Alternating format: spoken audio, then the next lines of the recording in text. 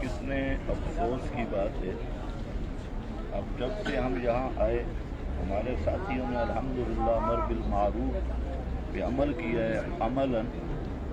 یہ کتنے پاکستانی بنگلہ دیشی مشرک ہیں جو حضرت عبداللہ ابن عباس کی قبر پر وہی شرکیات کر رہے ہیں اور وہی خرافات اور بدعات جو پاکستان میں مزاروں کے ساتھ کرتے ہیں۔ ایک تو جہاں حکومت سعودیہ سے گزارش ہے کہ ان مشرکین کے لیے جہاں پر بھی انتظام کیا جائے، یہ صبح و شام قبر کے سجدے اور سارا کچھ وہی شرک و بدعات میں مبتلا کو۔ دوسری بات میں عرض کرنا چاہتا ہوں کہ اس طائف میں نبی کریم صلی اللہ علیہ وسلم کو جو پتھر مارے گئے تھے وہ وہاں سے شروع ہوئے تھے۔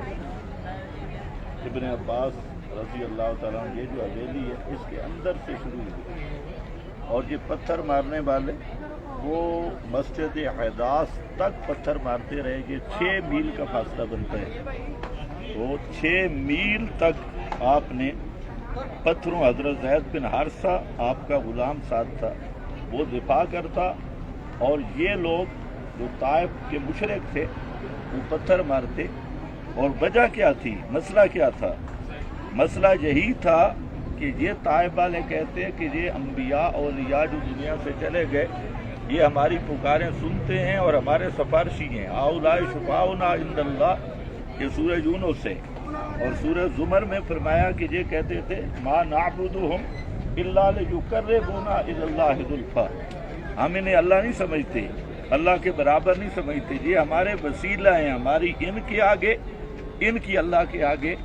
جبکہ اللہ کے رسول کی دعوت یہ تھی فادعوا اللہ مخلصین لہ الدین، کہ اپنی حاجتوں میں صرف اللہ کو پکارو اور اپنی مشکلات میں صرف اللہ کو پکارو۔ وسیلہ پیش کرنا ہے للہ الاسماء الحسنی فادعوہ بہا، اللہ کے نام سب سے خوبصورت ہیں، جب دعا مانگو تو اللہ کے ناموں کا وسیلہ پیش کرو، اللہ کے ناموں کا حوالہ دو۔ پیغمبر کریم کی یہ دعوت تھی، اور آپ یہ فرما رہے تھے کہ جن کو تم پکارتے ہو حاجات اور مشکلات میں، ہم عن دعائہم غافلون، وہ تمہاری پکاروں سے بے خبر ہیں۔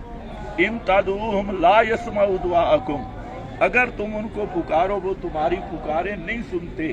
ہر ایک کی پکار کو سننے والا صرف اللہ ہے، اللہ کے سوا کوئی حاجت روا مشکل کشا نہیں۔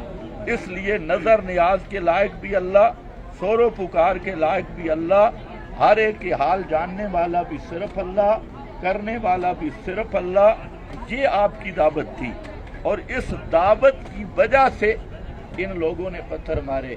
اور آج کتنے افسوس کی بات ہے کہ آپ کا وہ مقام دیکھنے والے کہ آپ کو جہاں پتھر لگے اسی طرح قبروں کی پوجا پہ لگے ہیں، اسی طرح غیر اللہ کو پکار رہے ہیں۔ اور اگر آپ نے ایک نمونہ دیکھنا ہے کہ ان مشرکوں نے پتھر مارے تھے اور یہ مشرک ان پتھروں کو چوم رہے ہیں، بس اتنا فرق ہے۔ اگر آپ نے ان مشرکوں کی موجودہ نسل دیکھنی ہے سامنے دیکھیں، دکھا دوں۔